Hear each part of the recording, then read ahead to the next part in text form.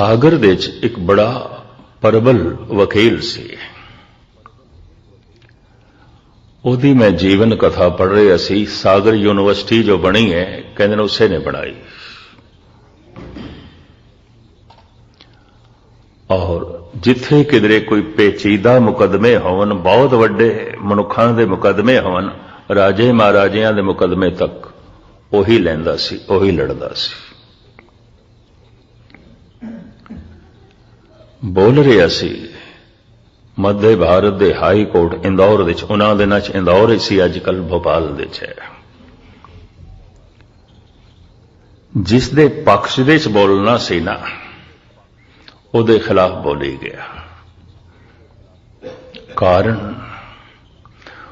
वो भुल गया अदालत दे च मैं किहदे पक्ष दे च, कुछ इतना विचारां च डुबिया होया सी, नहीं चेता रहा, नहीं चेता रहा। जिसने वकील कीता होया सी, जिस दे पक्ष दे च बोलना सी, उहदे भी पक्ष च बोली गया, उहदे खिलाफ बोली गया। वो भी बड़ा हैरान, इनू मैं लाखां रुपए फीस दिते ने, फीस दे दिते ने, और भारत का सब तो वड्डा वकील जान के मैं इसनू कीता है। ये तो मेरे खिलाफ ही बोली जा रहा है, मेरे खिलाफ। दूसरा जिहड़ा मुखालफ वकील खड़ा सी, वह भी हैरान सी, हो की गया ना। ते जिहड़े दूसरे मुदई सन वो बड़े खुश, बड़े प्रसन्न। ये तो साडे हक च पे बोलदा है, साडे हक च पे बोलदा है। आखिर उसका जो मुंशी सी, मीर मुंशी, उन्हें कान विच कह दिता, ये जो तुसी बोल रहे हो अपने मुवक्कल के खिलाफ बोल रहे हो। एकदम पैंतरा बदल के कहता है, मजिस्ट्रेट न मुखातब करदे आया, ये मैं ओही कुछ बोले है जो मेरे मुखालफ वकील ने बोलना है, ये मैं ओही कुछ बोले है। हुण मैं ओ बोलदा जो मैं बोलना है, ताकि थोड़ा वक्त जाया ना होवे, अदालत का वक्त जाया ना होवे। इस मुखालफ वकील ने यही कुछ बोलना है जो मैं बोलिया। और आप सुन के हैरान होवोगे, फिर पक्ष च बोले, मुकदमा जीत गया। तर्क की है? कुछ भी नहीं है। तर्क सच नूं झूठ बना सकता है, झूठ नूं सच बना सकता है। चतुराई न चतर भुज पाइये, रे जन मन माधो स्यों लाइये। कहत कबीर भगत कर पाया, भोले भाई मिले लगलाया। मैं जानो पढ़बो भलो, पढ़बे सौ भल जोग। भगत न छाड़ो राम की, पावे निंदो लोग। पढ़ाई न लिखाई नाल जिंदगी जरा ठीक ढंग नाल चल सकती है, बदलती नहीं। इस चक्कर च ना पैना। कोई एक कॉलेज स्कूल मनुख की जिंदगी बदलने दे सहायक नहीं होए, जीवन बतीत करने दे सहायक ने, संसार दे सहायक ने, जिंदगी नूं बदलने दे सहायक नहीं ने। पढ़ लिख के पहले छोटा बेईमान होंदा सी, अनपढ़ सी, हुण बहुत वड्डा बेईमान हो गया क्योंकि पढ़ लिख गया। पहले छोटा मोटा चोर सी, पकड़िया भी जांदा सी, हुण पढ़ लिख गया, बहुत वड्डा चोर है, निकल जाता है। हुण पकड़िया भी नहीं जाता, हुण चलाकियां बड़ियां आ गई, तर्क बड़ी इकट्ठी कर ली, अनर्थ बड़ा। खैर ये तो सुते सिद्ध गल आई। ये तर्क सी ऋषि मांडव कोल। बाद विच पश्चाताप भी करदा सी। ओह ऋषि भावना नाल भरे, प्रेम नाल भरे, रब्बी गुणा नाल भरे, ठीक तो कह रहे सन, मैं क्यों खंडन किया। मांडव पश्चाताप भी करदा सी, किसे नाल भी सहमत नहीं आउंदा सी। कहंदे ने एक दिन समाधि दे च लीन होया, सिर्फ ये देखण वास्ते मेरा पिछोकड़ की सी, और ऐसा केड़ा संस्कार है मेरे को जिहड़ा सच दा भी खंडन करन ते मैनू मजबूर कर देंदा है। और मैं बाद विच पश्चाताप करदा, और ये भुल मेरे को बार बार होंदी है। पता उसनू अपने अंदर की दिखाई दिता, मेंढक दिखाई दिता। भारत विच कहंदे ने ऋषि मांडव दा जन्म मेंढकी तो होया, मेंढकी तो नहीं होया, उहदे अंदर आखिरी संस्कार मेंढक दा सी। कहंदे डड्डूआं दी कदी पसैरी नहीं आउंदी। 5 डड्डू एक थां ते बिठा दो ना, ਪੰਜ ਪਾਸੇ ਛਾਲਾਂ ਮਾਰਨਗੇ, ਇੱਕ ਦੂਜੇ ਦੇ ਪਿੱਛੇ ਨਹੀਂ ਚੱਲਣਗੇ। ਇਸ ਵਾਸਤੇ ਪੰਜਾਬ ਦੇ ਵਿੱਚ ਕਹਾਵਤ ਹੈ, ਕਦੀ ਡੱਡੂਆਂ ਦੀ ਵੀ ਪਸੇਰੀ ਹੋਈ ਹੈ, ਇੱਕ ਜਗ੍ਹਾ ਰੱਖੋ ਤੇ ਪੰਜ ਪਾਸੇ ਵੱਜਣਗੇ। ਮਾਂਡਵ ਆਪਣਾ ਰਸਤਾ ਚੁਣ ਲੈਂਦਾ ਸੀ, ਬਾਕੀ ਸਾਰਿਆਂ ਨੂੰ ਰੱਦ ਕਰਕੇ। ਕਹਿੰਦੇ ਨੇ ਉਸ ਦਿਨ ਇਸਨੇ ਪ੍ਰਣ ਕੀਤਾ, ਇਹ ਮੇਂਢਕੀ ਦੇ ਸੰਸਕਾਰ ਜਿਤਨੇ ਚਿਰ ਤੱਕ ਮੇਰੇ ਅੰਦਰੋਂ ਨਿਕਲਦੇ ਨਹੀਂ, ਮੈਂ ਕਿਸੇ ਸਭਾ ਵਿੱਚ ਨਹੀਂ ਬੈਠਣਾ, ਕਿਸੇ ਆਮ ਸਭਾ ਵਿੱਚ ਨਹੀਂ ਬੈਠਣਾ, ਕਿਉਂਕਿ ਮੇਰੇ ਕੋਲ ਗਲਤ ਹੋ ਜਾਂਦਾ ਹੈ, ਮੇਰਾ ਮੇਂਢਕ ਪ੍ਰਗਟ ਹੋ ਜਾਂਦਾ ਹੈ, ਮੇਰੀ ਮਨੁੱਖਤਾ ਇੱਕ ਪਾਸੇ ਹੋ ਜਾਂਦੀ ਹੈ, ਮੇਰਾ ਮੇਂਢਕ ਅੱਗੇ ਆ ਜਾਂਦਾ ਹੈ। ਜਿਵੇਂ ਮਛੰਦਰ ਨਾਥ ਨੇ ਕਿਹਾ, ਮੇਰੀ ਮਨੁੱਖਤਾ ਇੱਕ ਪਾਸੇ ਹੋ ਜਾਂਦੀ ਹੈ, ਮੱਛੀ ਅੱਗੇ ਆ ਗਈ। ਰਿਸ਼ੀ ਗੌਖੜ ਵੀ ਹੋਏ ਨੇ, ਆਪ ਦੀ ਗਿਆਤ ਲਈ ਅਰਜ਼ ਕਰਾਂ, ਗਊ ਤੋਂ ਜਨਮ ਹੈ। ਹੈਰਾਨਗੀ ਦੀ ਗੱਲ ਹੈ, ਸੈਂਕੜੇ ਰਿਸ਼ੀ ਮੁਨੀਆਂ ਦਾ ਇਸ ਢੰਗ ਨਾਲ ਪਿਛੋਕੜ ਜੋੜਿਆ ਗਿਆ। ਦੂਰ ਕਿਉਂ ਜਾਂਦੇ ਹੋ? ਮਹਾਤਮਾ ਬੁੱਧ ਤੱਕ ਨੇ ਲਿਖ ਦਿੱਤਾ, ਮੇਰਾ ਪਿਛਲਾ ਜਨਮ ਹਾਥੀ ਦਾ ਸੀ। ਸਾਰਨਾਥ ਮੰਦਰ ਵਿੱਚ ਮਹਾਤਮਾ ਬੁੱਧ ਦੀ ਜੀਵਨ ਕਥਾ ਚਿੱਤਰਾਂ ਦੇ ਨਾਲ ਉਕਰੀ ਹੋਈ ਹੈ, ਤਸਵੀਰਾਂ ਦੇ ਨਾਲ। ਤੋਂ ਪਹਿਲੇ ਹਾਥੀ ਦਿਖਾਉਂਦੇ ਨੇ, ਹਾਥੀ ਦਾ ਇੱਕ ਛੋਟਾ ਜਿਹਾ ਬੱਚਾ, ਫਿਰ ਮਹਾਤਮਾ ਬੁੱਧ ਦੀ ਮਾਂ ਦਿਖਾਉਂਦੇ ਨੇ, ਫਿਰ ਤੀਸਰੀ ਤਸਵੀਰ ਵਿੱਚ ਹਾਥੀ ਦੀ ਰੂਹ ਦਾ ਪ੍ਰਵੇਸ਼ ਮਹਾਤਮਾ ਬੁੱਧ ਦੇ ਮਾਤਾ ਦੇ ਅੰਦਰ ਦਿਖਾਉਂਦੇ ਨੇ, ਫਿਰ ਚੌਥੀ ਦੇ ਵਿੱਚ ਮਹਾਤਮਾ ਬੁੱਧ ਦਾ ਜਨਮ ਦਿਖਾਉਂਦੇ ਨੇ, ਸਿਰਫ ਇਹ ਦੱਸਣ ਵਾਸਤੇ ਪਿਛੋਕੜ ਹਾਥੀ ਸੀ। ਕੁਛ ਨਾ ਕੁਛ ਸੰਸਕਾਰ ਪਿਛੋਕੜ ਹਨ, ਐਸੇ ਹੈਗੇ ਨੇ।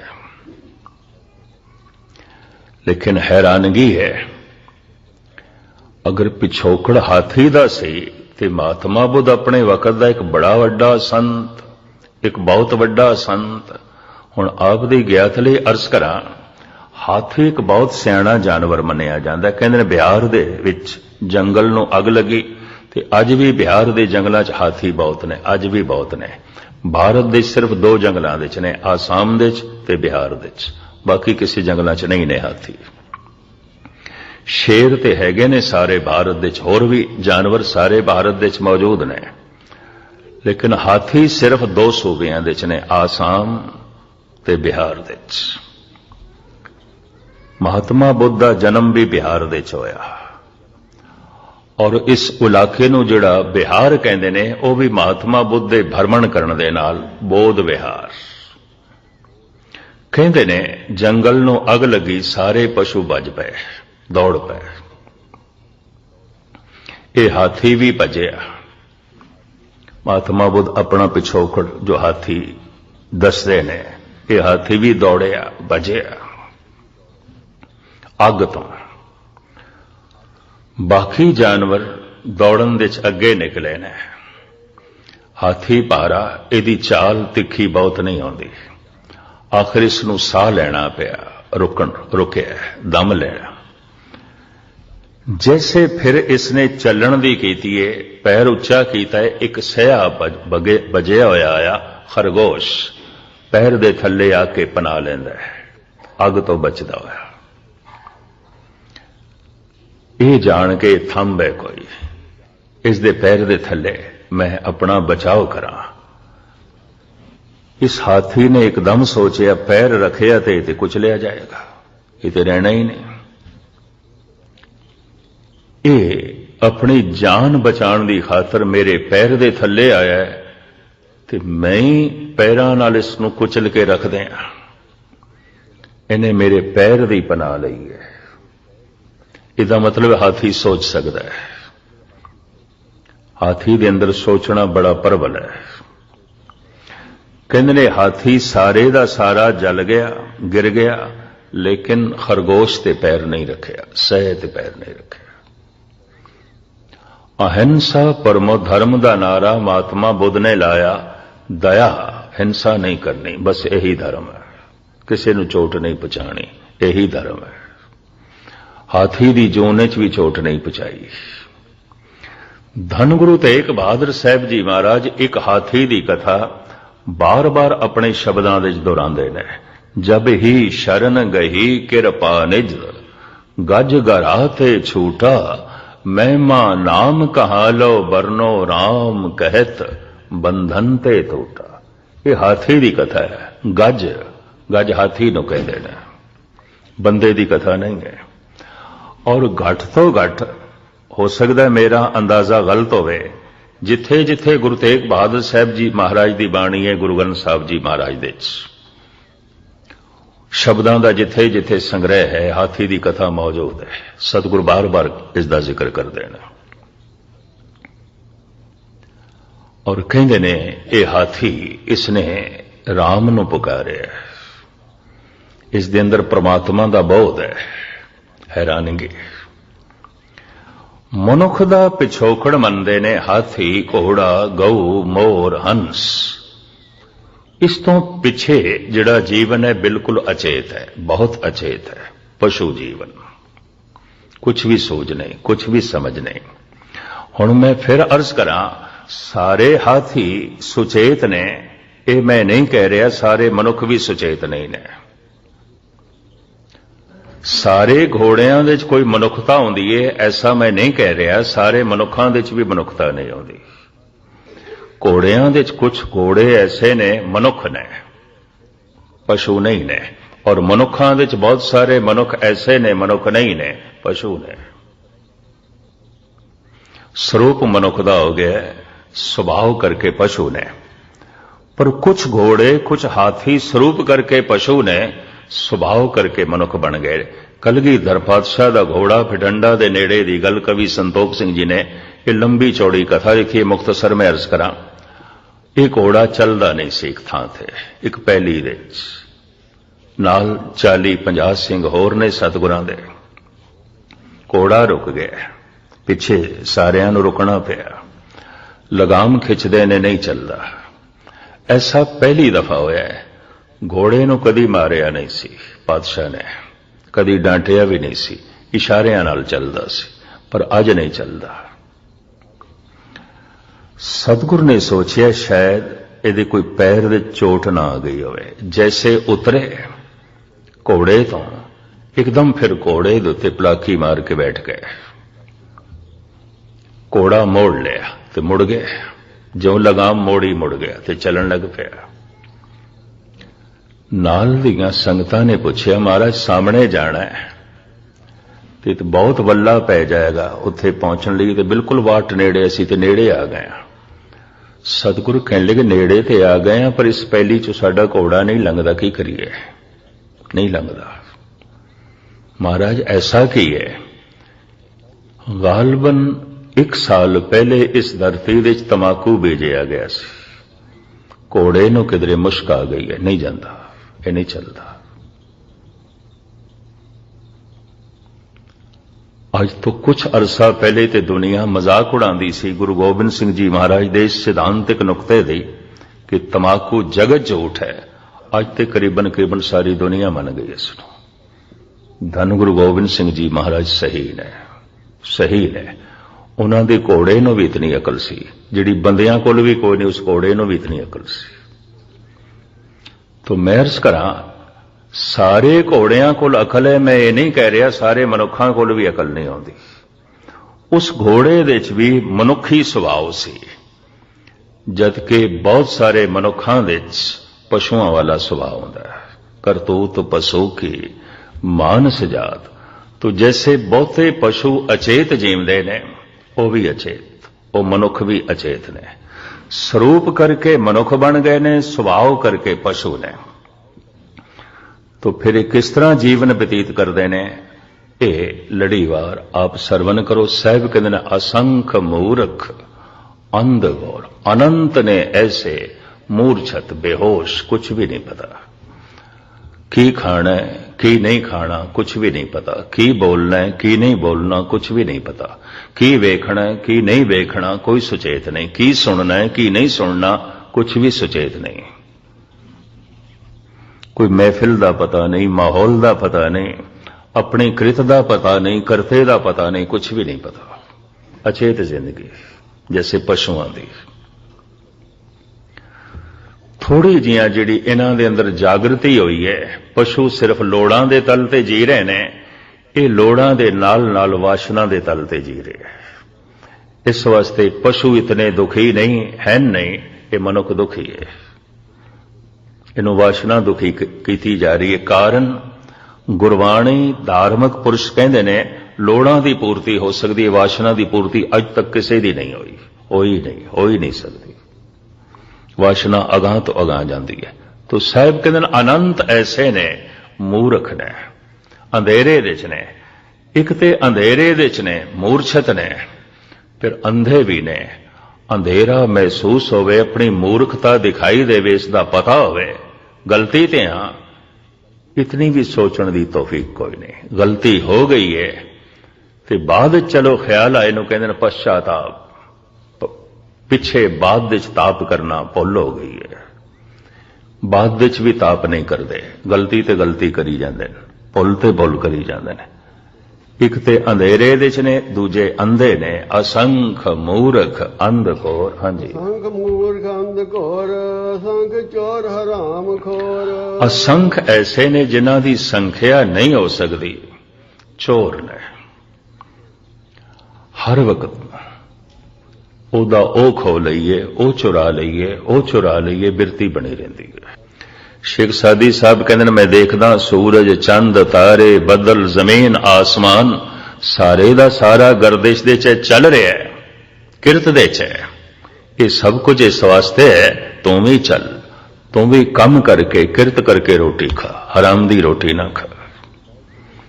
पर साहब कहते बेशुमार ऐसे ने हराम खांदे ने, जो उन्हां दा हक नहीं वो खांदे ने और उसनों जो है खाई जाते हैं। हाँ जी, संख अमर कर जाहे जोर। अनंत ऐसे ने जोर नाल अपना हुक्म चलाते ने, ये भी नहीं देखते अगला हुक्म मनन दी तौफीक भी इतनी रखता है कि नहीं। ते दूसरा ये भी नहीं देखते इतना जो वड्डा मैं हुक्म मैं कर रहा, इतनी मेरी समर्था भी है कि नहीं। पर जबरदस्ती, जोर जबरदस्ती। महाराज कहते इस तरह के भी अचेत ने, इस तरह के भी महामूर्ख ने, जबरदस्ती अपनी गल चलाते हैं, चाहे नाजायज होवे, और जिस ते चलाना चाहते ने उसकी तौफीक नहीं देखते, उसकी समर्था भी नहीं देखते, और ये भी नहीं देखते कि असी जो कह रहे हैं, जिहड़ी गल मनवा रहे हैं जबरदस्ती, ये सही भी है कि नहीं। इतनी भी उन्हां कोल सूझ ते समझ नहीं, जबरदस्ती अपना हुक्म चलाते हैं। हाँ जी, असंख गल वड हत्या कमाहे। बेशुमार ऐसे ने जिन्हां दी संख्या नहीं हो सकती, कत्ल करते ने गले वड़ वड़ के, हत्या कर करके अपना जो है जीवन व्यतीत करते हैं। हाँ जी, पापी पाप कर जाए। अनंत ऐसे ने जो दिन रात पाप करी जाते हैं, पाप दे च ही जीवते ने, पाप दे च ही जमते ने, पाप दे च ही जो है मर जाते हैं। पाप की है मन नाल जो बुरा सोचे है। मैं फिर अर्ज करा, हर वक्त पाप दे जीवते हैं, बुरा ही सोची जाते हैं, जिथे बैठन बस बुरा ही सोची जाते हैं, माड़े ही विचार चलते रहते हैं, माड़ी चितवनी चलती रहती है, माड़ी सोचनी चलती रहती है, और इस तरह मन उन्हां दा होर मैला होई जांदा है, होर मैला होई जांदा है। और इस तरीके दे नाल साहिब कहंदे ने वो अपना जीवन व्यतीत करते हैं, पाप दे च जमदे ने, पाप दे च जीवदे ने, पाप दे च मरदे ने। हाँ जी, असंख कूड़िया कूड़े फिराए। अनंत ऐसे ने जिन्हां दी गिनती नहीं हो सकती, हर वक्त झूठ दे सोच जो है जीवदे ने। बोलना झूठ है, वेखना झूठ है, सोचना झूठ है। झूठ बोलना आदत बन गई, फितरत बन गई, स्वभाव बन गया, कभी ख्याल भी नहीं आता सच बोलना भी है कि नहीं। इस तरीके दे नाल कूड़ दे च वो अपनी जिंदगी व्यतीत करते हैं। असंख मलेश मल भख खाए। साहिब कहते ने अनंत ऐसे ने जो मैला खांदे ने, भाव जो शरीर दे अनुकूल नहीं वो खांदे ने। मल भख खाए, मलेच ने, मलेच दे आखरी अर्थ ने मल भच करने वाला, मैल खाण वाला, गंदगी खाण वाला। हथ धोंदा ही नहीं, हथ मैले मैले हथां नाल खाई जांदा है। भोजन पता नहीं पाक है कि नापाक है, खाई जाता है, हथ मैले ने खाई जाता है, और कदी नहीं धोंदा। भोजन मैले हथ मैले ने, और इस तरीके दे नाल मल बच करदा है, मैल खांदा है। साहिब कहते ने इस तरह के वो मलेच ने, अनंत ने, बेशुमार जो मल खा खा के अपनी जिंदगी व्यतीत कर देना। हाँ जी। असंख निंदक सिर असंख निंदक सिर करे भार। बेशुमार ऐसे ने जिन्हां दी गिणती नहीं हो सकती, अपने सिर ते भार चुकते ने। किस चीज का? निंदा। निंदा की है? मैं एक मिनट ले लवा। गल घटा के बयान करनी निंदा है, गल वधा के बयान करनी खुशामद है। जैसे मैं कह दिया फुल नूं कंडा, ये निंदा है। जैसे मैं कह दिया कंडे नूं फुल, ये खुशामद है। जैसे मैं कह दिया दिन नूं रात, ये निंदा है। और जैसे मैं कह दिया रात नूं दिन, ये खुशामद है। गल वधा के बयान करनी खुशामद है, झूठी उस्तत है। गल घटा के बयान करनी निंदा है। कहते ने मनुख या तो उस्तत करता है या निंदा करता है। बहुत मुताला करके देख लेना, आम मनुखों की गुफ्तगू किसे बारे होगी, या तो वधा के करनगे उस्तत होगी, या घटा के करनगे निंदा होगी। फुल नूं फुल कह देना, कंडे नूं कंडा कह देना, यह सच है। इनू कहते हैं सच, इनू कहते हैं सच। कई दफा मनुख अधूरा सच बोलता है। किस तरह? फुल नूं ते फुल कह देंदा है, ठीक है, कंडे नूं कंडा आखण दी हिम्मत नहीं। सज्जण नूं ते सज्जण कह देंदा है, दुष्ट नूं दुष्ट कहण दी हिम्मत नहीं। भगत नूं ते भगत कह देंदा है, बदमाश नूं बदमाश कहण दी हिम्मत नहीं। शरीफ नूं ते शरीफ कह देंदा है, जालिम नूं जालिम कहण दी हिम्मत नहीं। कहंदा असीं की लेना। तो यह कमजोर मनुख है, यह भी अचेत है। धन गुरु गोबिंद सिंह जी महाराज का कदी जफरनामा पढ़ना समा होने लगा, मैं लेट ना करा थानू। महाराज उत्थे औरंगजेब दियां कुछ खूबियां भी बयान करते हैं। हैरान हाँ मैं।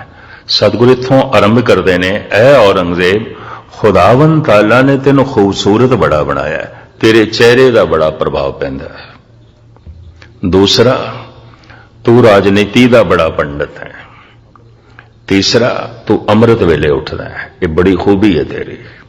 कुछ भी हो जाए, कितना तू थकिया होया होवे, कितना तू त्रुटिया होवे, कितना तू कम कीता होवे, कितनी तू मुसाफरत कीती होवे, तू अमृत वेला नहीं खो जांदा, उठदा है। तू पंजां दे चों एक नमाज भी नहीं खो जांदा, पंजे दियां पंजे पढ़दा है। तू कुरान की तलावत भी 2 वक्त करदा है, पाठ भी करदा है। तू वीरवार वाले दिन, जुमारात दे दिन, जुमारात ज़कात भी देना है। तू रमजान दे महीने 30 रोजे पूरे रखदा है।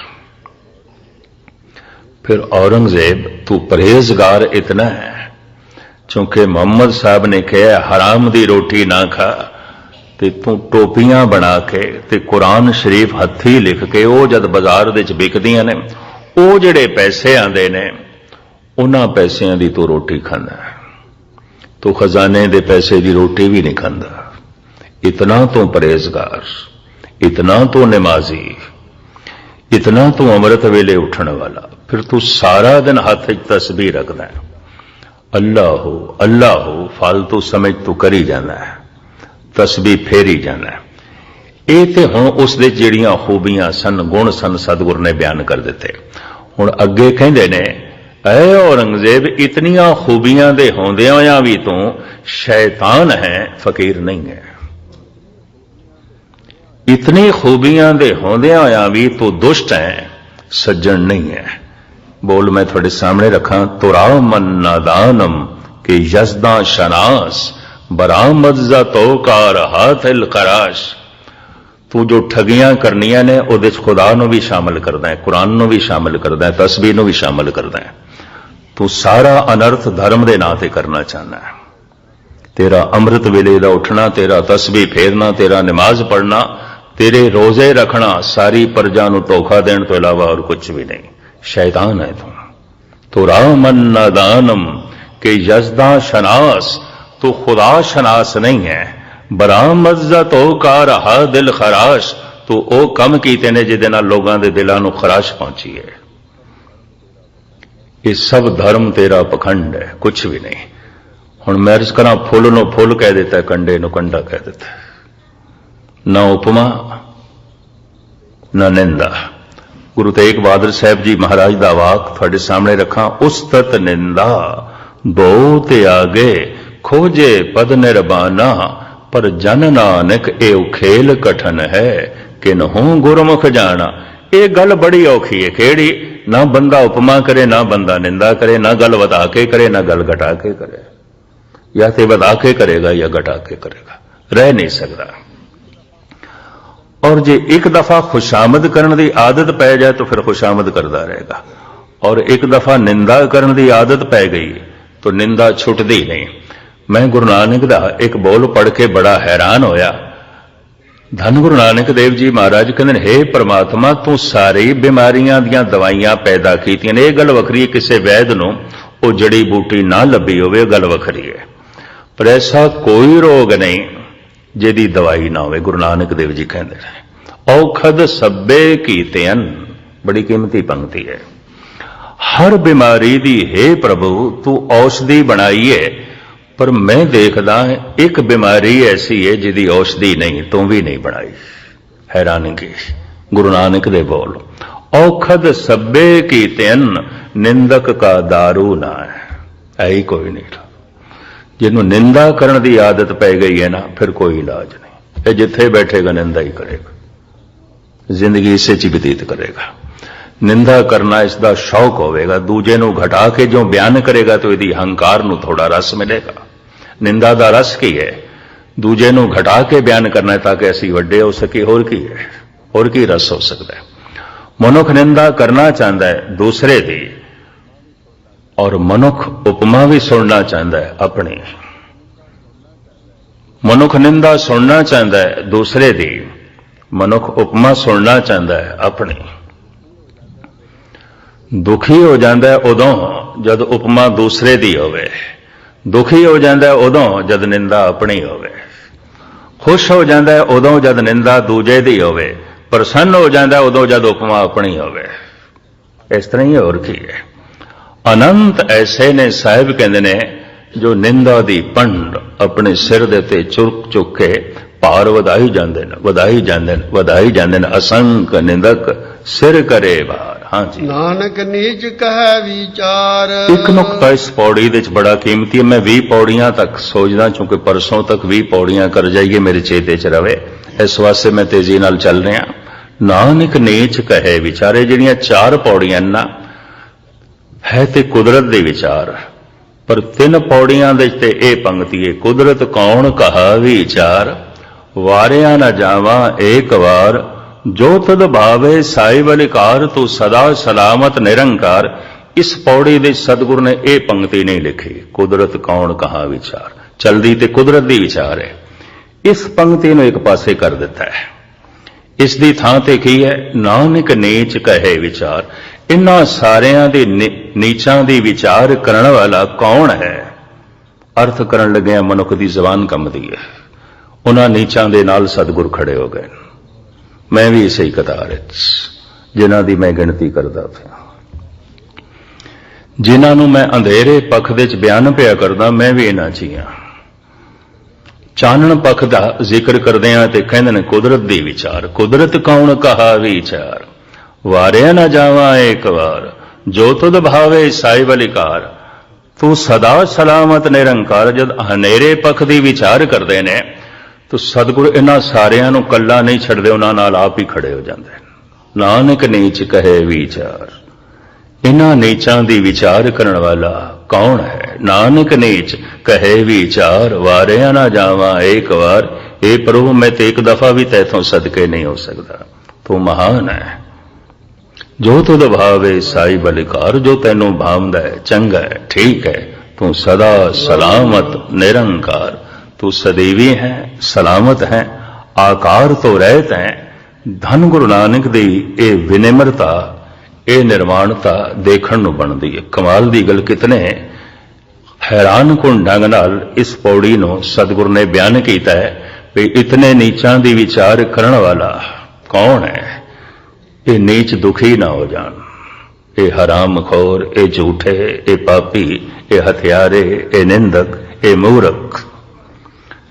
ਇਹਨਾਂ ਦੀ ਗਿਣਤੀ ਕਰਕੇ ਆਪ ਉਹਨਾਂ ਦੀ ਲਾਈਨ 'ਚ ਖੜੇ ਹੋ ਜਾਂਦੇ ਨੇ ਵੀ ਮੈਂ ਵੀ ਇਸੇ ਹੀ ਪੱਖ ਦੇ 'ਚ ਹਾਂ ਇਹਨਾਂ ਦੇ ਨਾਲ। ਨੀਚਾਂ ਅੰਦਰ ਨੀਚ ਜਾਤ, ਨੀਚੀ ਹੂੰ ਅਤ ਨੀਚ, ਨਾਨਕ ਤਿਨ ਕੇ ਸੰਗ ਸਾਥ, ਵਡਿਆਂ ਸਿਉ ਕਿਆਰੇ। ਨਾਨਕ ਨੀਚ ਕਹੇ ਵਿਚਾਰ, ਵਾਰਿਆ ਨਾ ਜਾਵਾਂ ਏਕ ਵਾਰ, ਜੋ ਤੁਧ ਭਾਵੇ ਸਾਈ ਬਲਿਕਾਰ, ਤੂੰ ਸਦਾ ਸਲਾਮਤ ਨਿਰੰਕਾਰ। ਕੁਦਰਤ ਕੌਣ ਕਹਾਂ ਵਿਚਾਰ ਦੀ ਚੌਥੀ ਪੌੜੀ ਅੱਗੋਂ ਆਵੇਗੀ 19ਵੀਂ ਤੇ ਪਰਸੋਂ ਤੱਕ ਦਾਸ ਨੇ ਹਾਜ਼ਰੀ ਭਰਨੀ। ਕੋਸ਼ਿਸ਼ ਹੈ ਮੇਰੀ 20 ਪੌੜੀਆਂ ਤੱਕ ਹਾਜ਼ਰੀ ਭਰ ਜਾਈਏ। ਫਿਰ ਨਦੀ ਨਾਉ ਸੰਜੋਗੀ ਮੇਲੇ, ਜਿਸ ਤਰ੍ਹਾਂ ਸਤਿਗੁਰ ਨੇ ਮਿਲਾਪ ਕਰਾਇਆ। ਕੱਲ ਦੀ ਪੌੜੀ ਵਿੱਚ ਜੋ ਕੁਝ ਧੰਨ ਗੁਰੂ ਨਾਨਕ ਦੇਵ ਜੀ ਮਹਾਰਾਜ ਦੱਸਣਗੇ ਤੁਛ ਬੁੱਧੀ ਅਨੁਸਾਰ ਤੁਹਾਡੇ ਸਾਹਮਣੇ ਮੈਂ ਰੱਖਾਂਗਾ। ਹਨੇਰੇ ਪੱਖ ਵਿੱਚ ਕਿਹੜਾ ਜੀਵਨ ਹੈ, ਸਤਿਗੁਰ ਨੇ ਗਿਣਤੀ ਕੀਤੀ ਹੈ। ਇਹ ਸਭ ਹਨੇਰੇ ਪੱਖ ਦੇ ਨੇ, ਅੰਧਕਾਰ ਵਿੱਚ ਜੀ ਰਹੇ ਨੇ, ਅੰਧੇਰੇ ਵਿੱਚ ਜੀ ਰਹੇ ਨੇ। ਚਾਨਣ ਪੱਖ ਵਿੱਚ ਕੌਣ ਨੇ, ਇਹ ਆਪਨੇ ਸਰਵਨ ਕੀਤਾ। ਤੇ ਚੌਥੀ ਪੌੜੀ ਕੁਦਰਤ ਕੌਣ ਕਹਾਂ ਵਿਚਾਰ ਵਿੱਚ ਜੋ ਵਿਚਾਰ ਸਤਿਗੁਰ ਦੱਸਣਗੇ ਤੁਛ ਬੁੱਧੀ ਅਨੁਸਾਰ ਕੱਲ ਤੁਹਾਡੇ ਸਾਹਮਣੇ। ਆਨੰਦ ਸਾਹਿਬ ਦਾ ਪਾਠ ਭਾਈ ਸਾਹਿਬ ਭਾਈ ਕਲਿਆਣ ਸਿੰਘ ਜੀ ਅੱਜ ਕਰਨਗੇ। ਬੱਚੇ ਚਲੇ ਗਏ ਨੇ ਵਾਪਸ ਅੱਜ ਇੰਡੀਆ। ਬੱਚੀ ਪੜ੍ਹਦੀ ਸੀ ਸ਼ਬਦ ਤੋਂ ਉਹ ਅੱਜ ਦੀ ਫਲਾਈਟ ਤੇ ਚਲੇ ਗਏ ਨੇ। ਭਾਈ ਸਾਹਿਬ ਭਾਈ ਕਲਿਆਣ ਸਿੰਘ ਆਨੰਦ ਸਾਹਿਬ ਦਾ ਪਾਠ ਆਪ ਜੀ ਨੂੰ ਹਰੀ ਜਸ ਸਰਵਨ ਕਰਾ ਰਹੇ ਨੇ। ਆਪ ਇਸੇ ਤਰ੍ਹਾਂ ਬੈਠ ਕੇ ਸਰਵਨ ਕਰਨਾ। ਸਮਾਪਤੀ ਸਾਰਿਆਂ ਦਾ ਬਾਰ-ਬਾਰ ਹਾਰਦਿਕ ਤੌਰ ਤੇ ਧੰਨਵਾਦ। ਭੁੱਲ ਚੁੱਕ ਦੀ क्षमा। ਵਾਹਿਗੁਰੂ ਜੀ ਕਾ ਖਾਲਸਾ।